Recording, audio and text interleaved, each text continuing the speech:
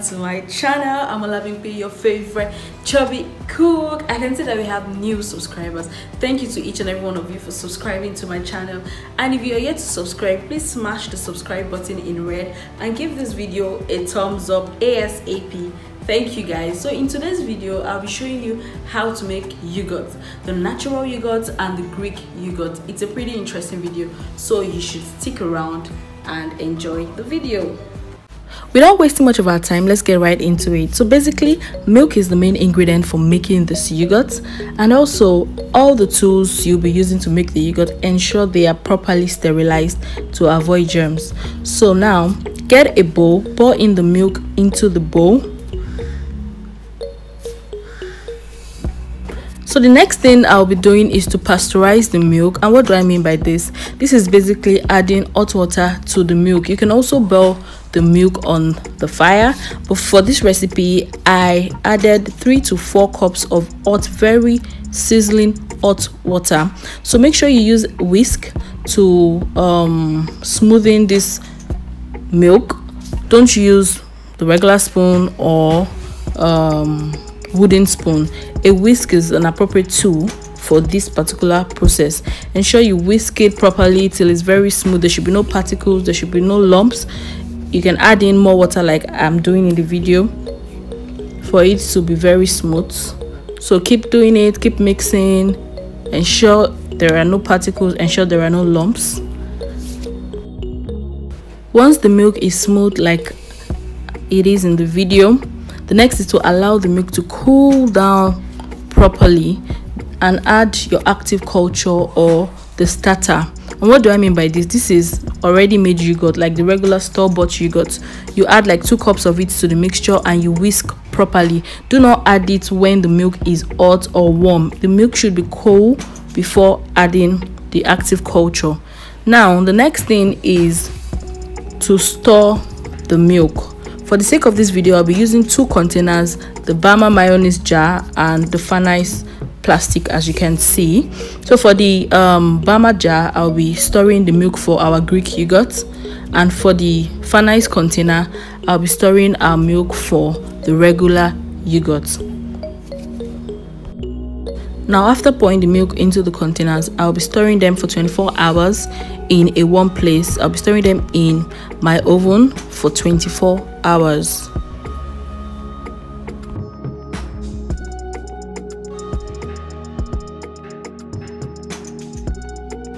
Let's see the result of our stored milk after 24 hours. Let's open up. Yes, so this is the result of the stored milk after 24 hours. Our yogurt is already formed. The next thing I'll be doing is I'll be pouring into a glass bowl, a deep bowl. You can use a plastic bowl, but for this video I'm using a glass bowl. It's deep to allow for proper mixture and stirring.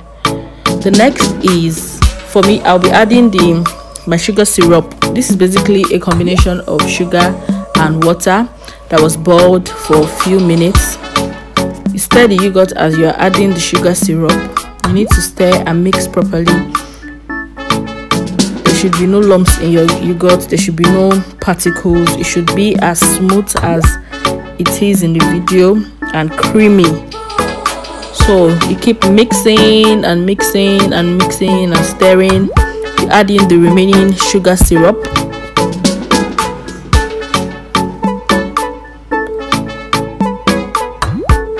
And you stir. So basically our yogurt is ready. Our creamy regular yogurt is ready for consumption with no added preservative. You can do this at the comfort of your home. Easy peasy, very easy to make. So I'm storing mine into jars and bottles. You need to keep the yogurt refrigerated. Once you pour into your jar, pour into your bottle, ensure you keep it refrigerated, and the longer it stays in the fridge, the thicker it gets. So now let's move on to our Greek yogurt. Let's see our Greek yogurt after 24 hours. It's still the same thing. However, the difference between the regular and the Greek yogurt, as you saw in the slide before this video is the straining process, which we are going to do now. So for the straining process, you get a bowl, get a plastic sieve, and you also get a cloth sieve, because we will be draining the liquid from the yogurt. Now the liquid from the yogurt is called whey, W-H-E-Y. That is the liquid we're going to get after 6 to 8 hours of storing this in the fridge. So once you pour in the yogurt into the cloth sieve, get a rubber band and tie the cloth sieve very well. Tie it and leave it in the plastic sieve. Leave the bowl that was under and keep in the fridge for 6 to 8 hours so the liquid can be strained properly. So this is the liquid gotten after straining the yogurt for 8 hours. You can use it for your pasta and other dishes. So now let's loosen up the sieve and see how the Greek yogurt has formed after straining for 6 to 8 hours. Now look at this. This is what our Greek yogurt looks like. You can see it is thicker than the regular yogurt, but then to make it more creamy and just smooth, we're going to whisk it. So I'm placing it in a glass bowl and I'll be whisking it till I'm okay with the texture.